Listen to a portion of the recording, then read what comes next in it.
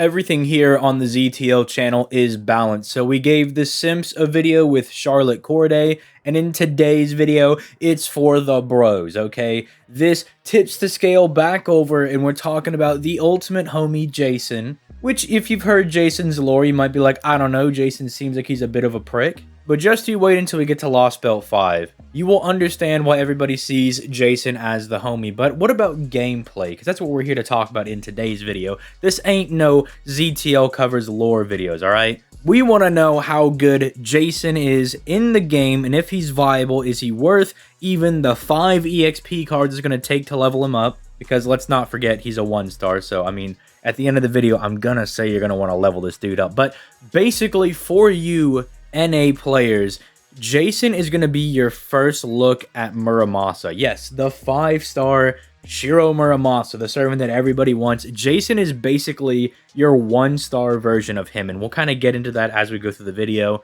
He's definitely lacking a lot of what Muramasa has, but at the fundamental level of them both being arts AoE sabers that loop very easily, they at least have that in common. Now, if you enjoy what I do, which is uploading FGO content every single day, what are you doing? Drop a like on the video, subscribe to the channel, help your homie out. But if you really want to go that extra mile, you can click that join button and become a channel member. But with that being said, let's go ahead and dive right into the homie Jason and see what makes this guy so special. Which really, you're not going to see anything too spectacular when it comes to his hits. I mean, come on now, you're not expecting anything out of that quick card, right? He's no assassin, he's not really going to be here to gen any stars. The extra attack with only 4 hits must mean he's terrible, yes? But no, actually, Jason is an alright guy. Especially, we're going to be wanting to look at those arts cards that have 4 hits on each of them. With an NP gen value of 37%, it means that if you click these arts cards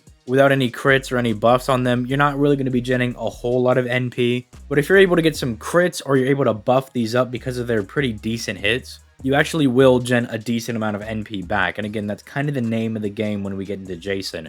He is an arts AoE saber that's meant to loop his NP repeatedly, and not just for 3 turns. I've seen people get him up to like 9+ turns of looping.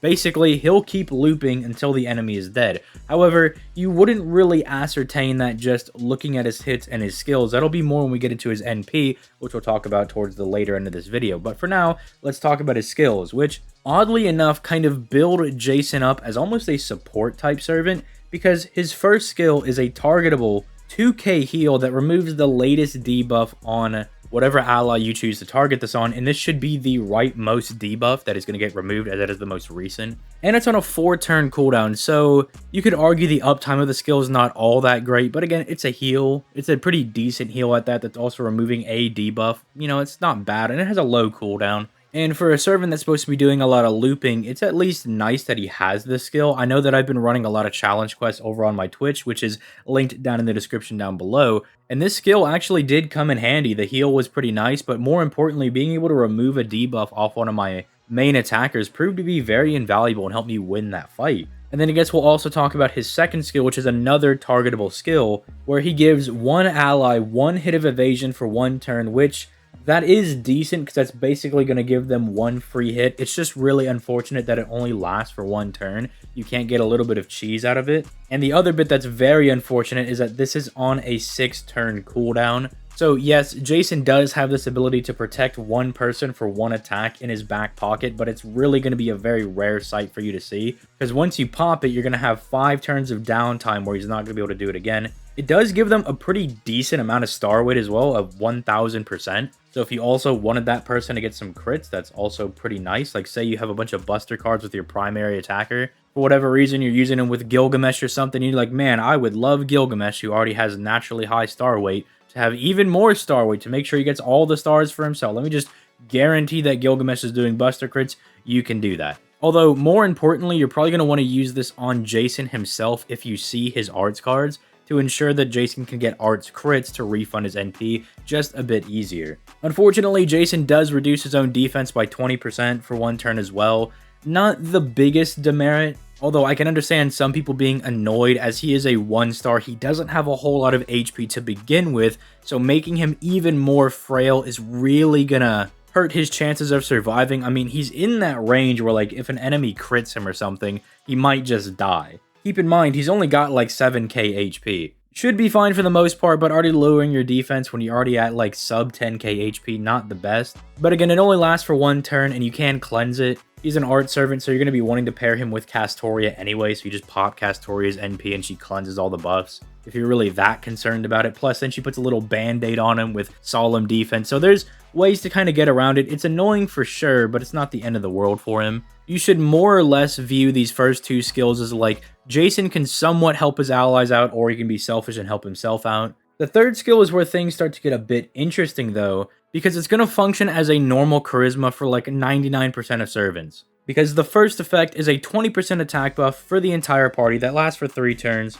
Unfortunately, because of all the other bonus effects, it's not the normal charisma that's on a 5-turn cooldown. It's on a 6-turn, but that still kind of evens out the uptime for this skill, where it's going to be up for 3 turns, and then it's going to be down for 3 turns. So that in and of itself is good, because it's going to be buffing Jason's damage, as well as like non-Argonaut allies as well. But if you do bring an Argonaut ally, you're going to be giving them 20% NP, 30% crit damage, and 30% star gen rate, all lasting for 3 turns. And you know, it's a nice little bit of lore that you can pair him with some of these servants. And it's not like there's bad Argo servants. I mean, like Dioscuri's in there, Canis is in there, and she just got a buff, so she would appreciate this. Herc is in there. You have pretty solid options, and then at least for support, you could also bring Asclepius.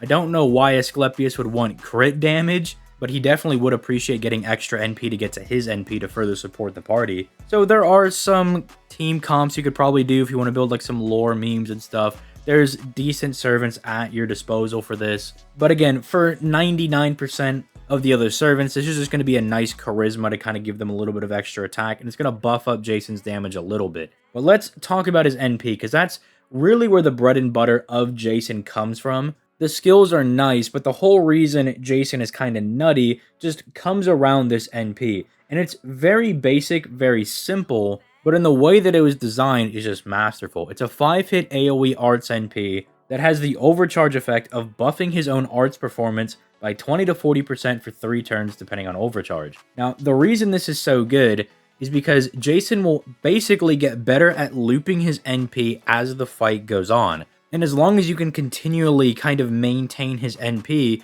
you'll almost always have like a 60% arts mana burst up at all times.